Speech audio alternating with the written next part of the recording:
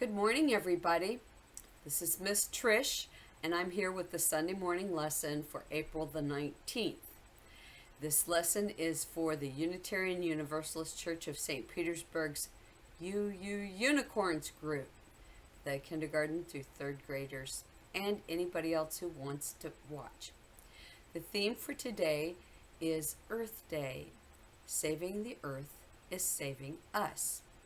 I'm going to light our chalice so we can get started.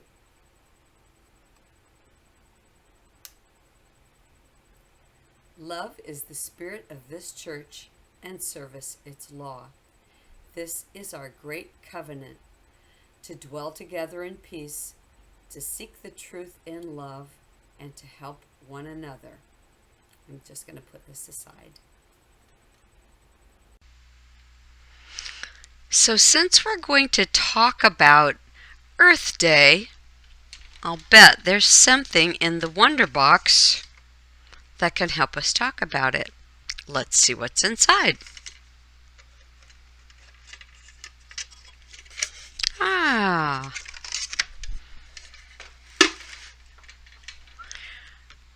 This is a very famous photograph of the Earth. I'm going to put it closer to the camera. It's beautiful, isn't it? This photograph is called the Blue Marble. It was taken in 1972 from a distance of 18,000 miles from the Earth's surface. It was taken by the crew of Apollo 17 spacecraft on the way to the moon, and it is the most reproduced image in history. And if you want to see it again, you can look it up on Google. Just Google the Blue Marble and it will pop up.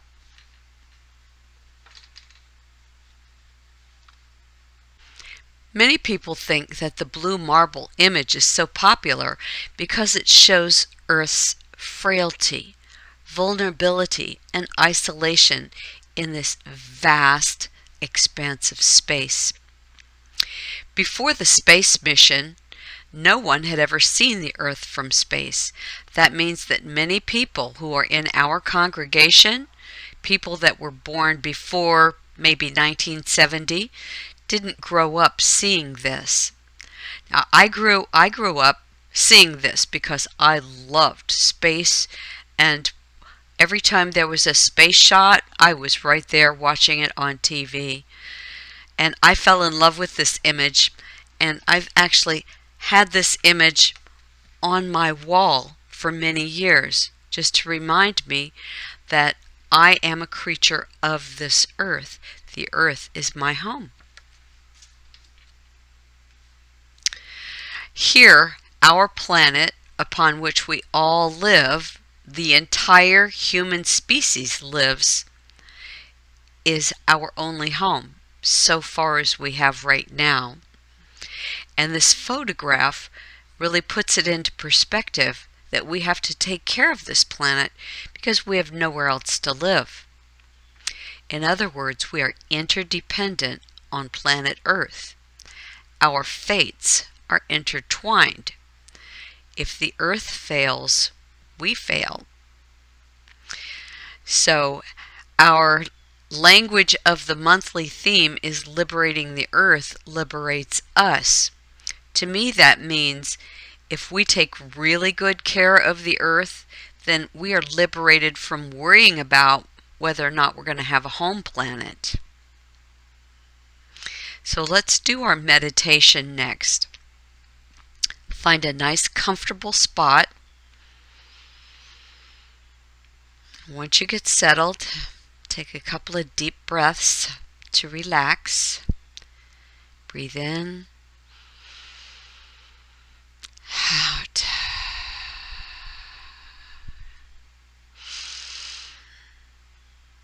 And you can close your eyes, or you can gaze softly at some distant spot, not staring, just a light gaze, and consider what the world needs more of. More kindness, more reverence for nature, more respect for life, more safe sanctuaries for our wildlife, rainforests that provide unique ecosystems to support all forms of life. Consider what the world needs less of.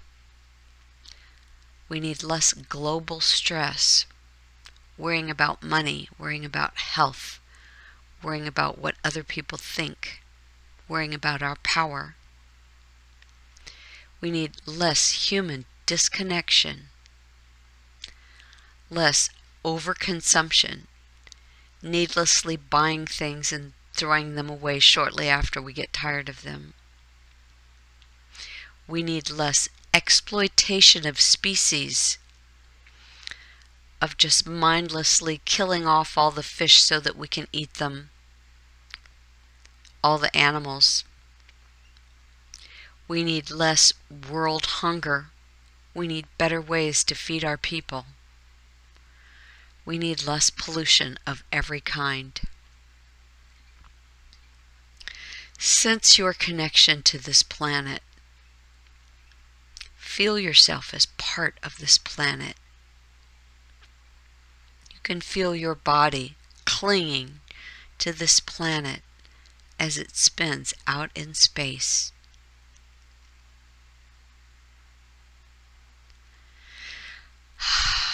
Remember that you were born to this planet. You are a part of this planet. This planet sustains your life. Now use your breath. Come back to your breath. Use your breath to focus. And sense it coming in and out of your body.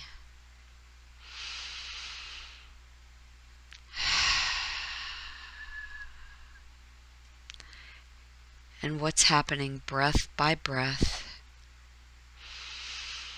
As you're breathing, imagine yourself as a pipeline for this planet,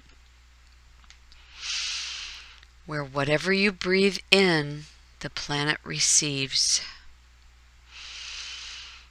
And whatever you breathe out, the planet releases.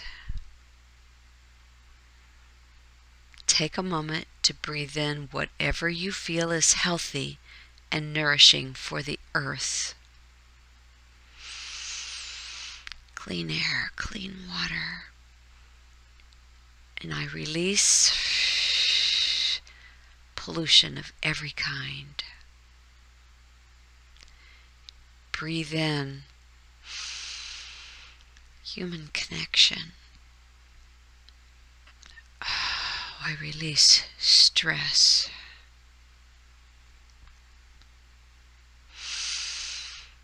I breathe in healthy food and release junk food and trash that it comes wrapped in. And you can repeat this process, visualizing for yourself what you want the earth to have more of and releasing what you want to release for the earth. We'll take a couple seconds.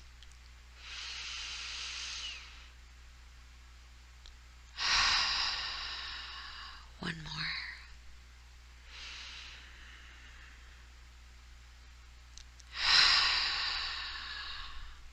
Now rest in your heart and take a moment to go deeper. Allow yourself to settle into the feeling of giving that is here in your heart and the feeling of a grounded and open heart. Now let's close our meditation by placing our hands on our abdomens or our hearts, whichever you feel more connected to, and repeat the intention back to yourself. May I live each moment with compassion and awareness for this precious home and the life it sustains. All the trees, plants, animals, my life, and the life of my loved ones.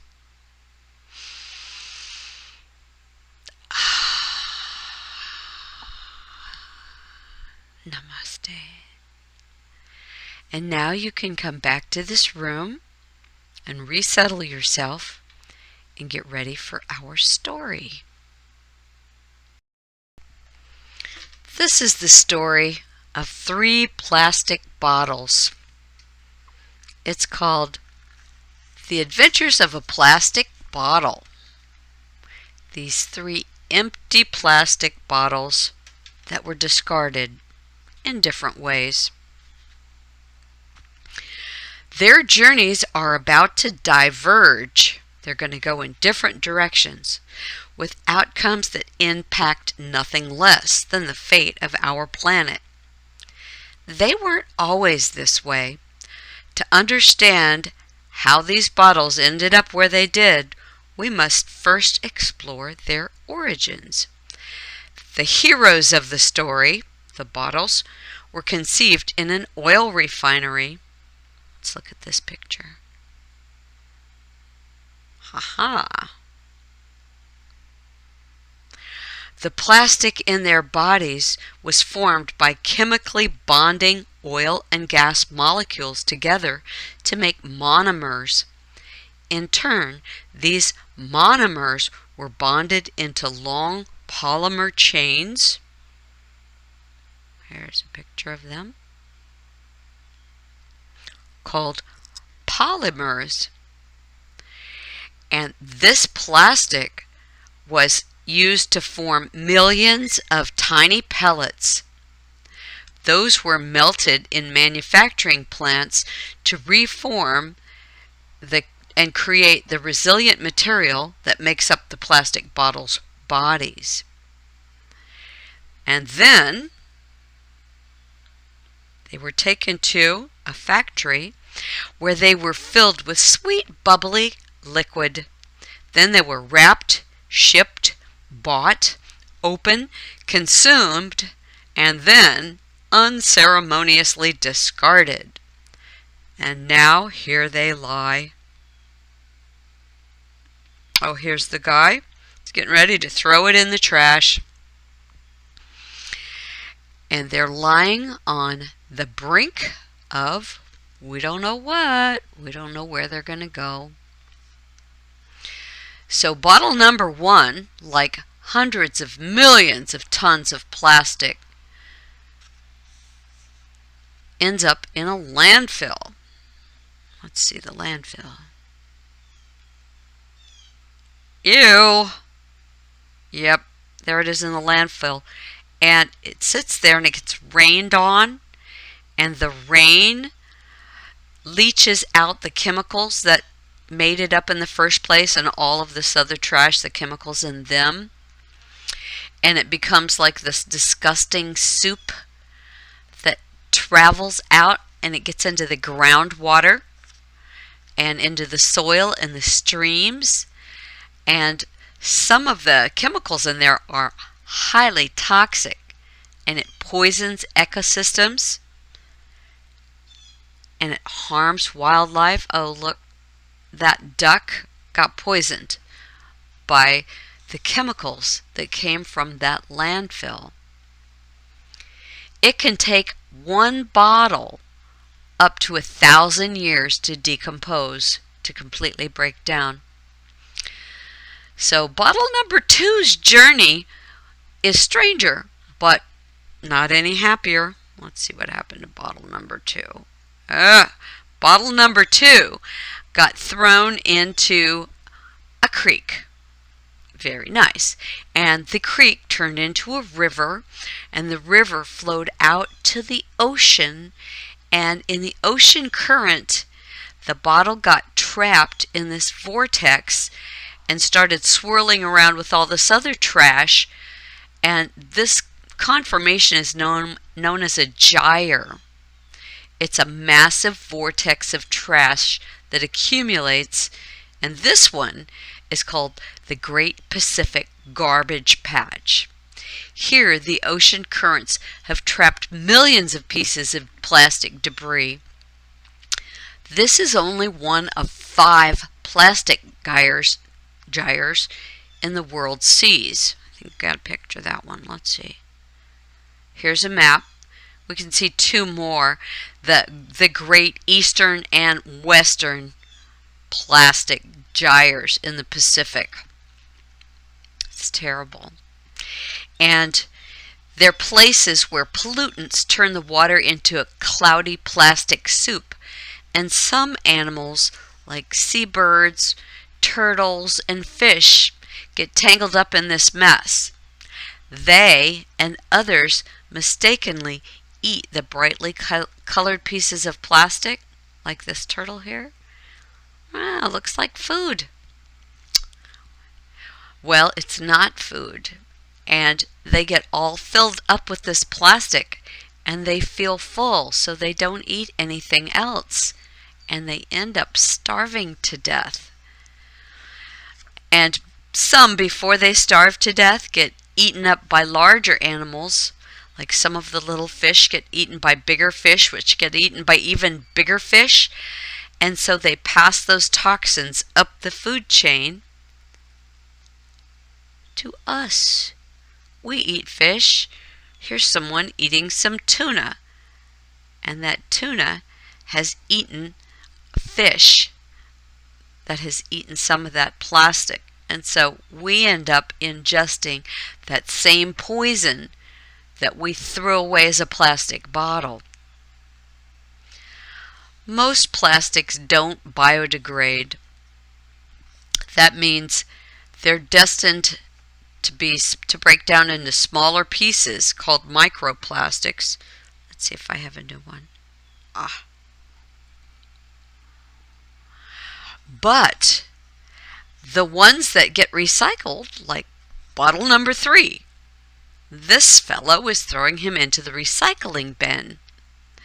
And from there, a truck brings him and his companions to a processing plant where they are squeezed down to make a giant block of plastic. Well, that doesn't look too happy or friendly, but that's not the end of the story. This block of plastic can get shredded and then reformed into lots of things. Oh, here's the whole cycle of the recycled items and the truck taking them to the factory. And then they can have a brand new life. Whoops, going the wrong way. Find that picture. It's hard to do it upside down. They have a brand new life of, ta-da! Could be clothing, could be new toys, plastic things you have around the house, furniture, plastic shelving, all kinds of things, bags, building material. They can even build homes with this stuff, recycled plastic. So, with such a humble beginning as a plastic bottle that happily got recycled, the sky is the limit. That's why we should recycle. For our activity, we're going to make this reusable lunch bag made out of a paper bag and duct tape. And you can fit a sandwich, a banana, you can fit all kinds of stuff in here. So what you're going to need is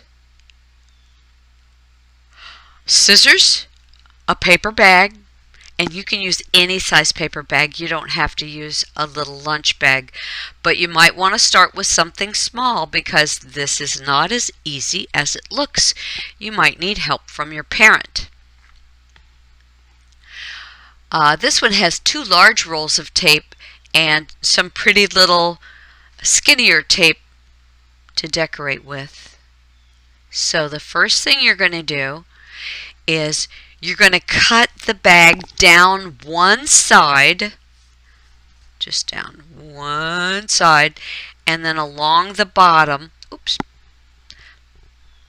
leaving the bottom flap, there it is, leave that bottom flap still attached to one side. If you accidentally cut off the bottom, you can still use it, but it just means you have one more thing you have to tape together. Makes it a little bit harder. Let's see what's next. Okay, so you lay it out flat, and you start by this top one.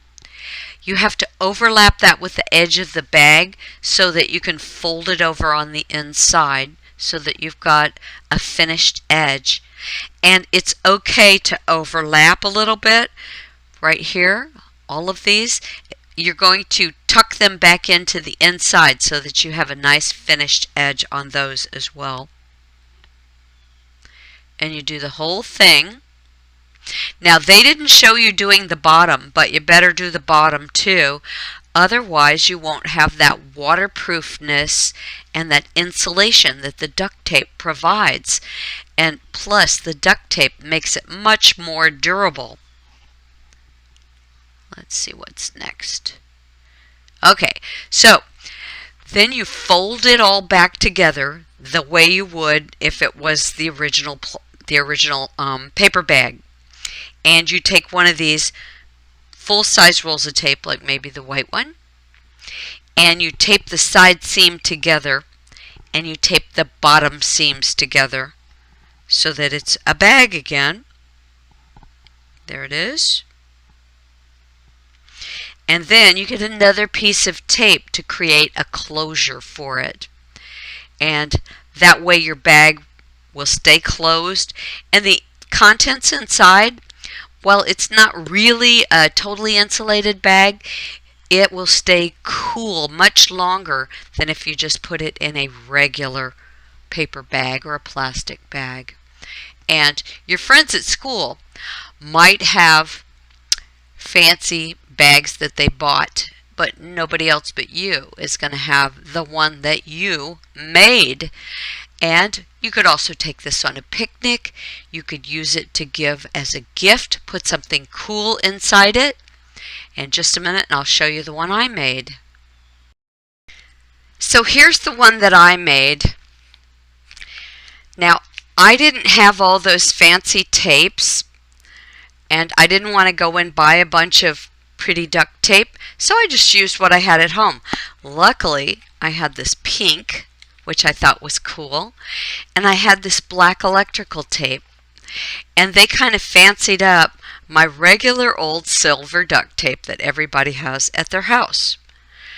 And I made my closure really, really long. This is my closing tab. Ta-da! You open it up and you got your bag. And let's see what I put inside of my bag. I've got an apple,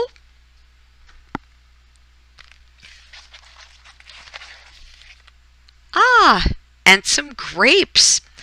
Now, I did not wrap these in plastic because it's clean inside of my bag, and I don't want to create more trash by putting more plastic in there. So I hope you guys have a good time making these, and if you choose to give them as gifts, I'm sure they will be very much appreciated. My hair's sticking up right there. Okay. Anyway, have a lovely, lovely week. I look forward to seeing you all again. And remember on Earth Day to do some special activity, like maybe put on your plastic gloves and get a stick and go around the neighborhood and see if there are any plastic bottles that got thrown away just on the street, littered. And you can bring them home and put them in your recycle bin. Just make sure that you don't touch them with your hands, and make sure that you wash your hands completely when you get home again, even though they've been in plastic gloves. When I go out, when I get home, I wash my face, my arms, and my hands really well, and usually I'm wearing long sleeves, and I just take that off and hang the long sleeves in the sun because the heat destroys the virus. All right, you guys. Love you guys. Miss you guys. See you next week.